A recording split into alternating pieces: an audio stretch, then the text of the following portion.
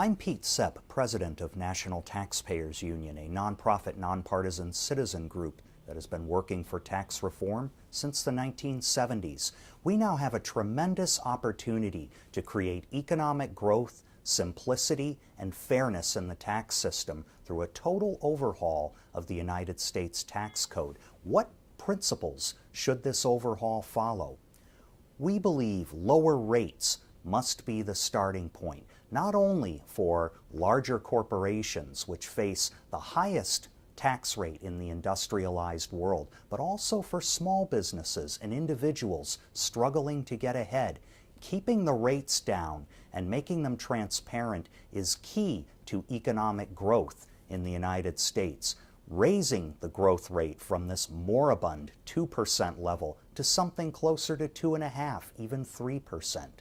Another key principle of tax reform is expensing. This means allowing businesses to be able to write off investments as they occur, rather than over these yawning depreciation schedules of 30, even 40 years. This will not only help businesses to make investments that are sensible from an economic standpoint rather than a tax standpoint, it will dramatically reduce the compliance costs of our tax system. Businesses spend tens of billions of dollars a year keeping records of depreciation just for tax purposes on all of the investments they make. That could be wiped out and put back into the economy for productive uses if we have expensing reform.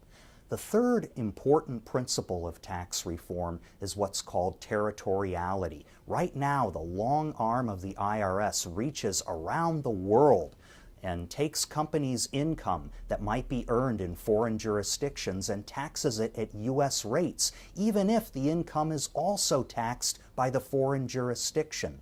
Most of our competitors around the world have what's called a territorial system instead, whereby they pay taxes where the earnings occur to the host government, and they are not liable for taxes where they are headquartered.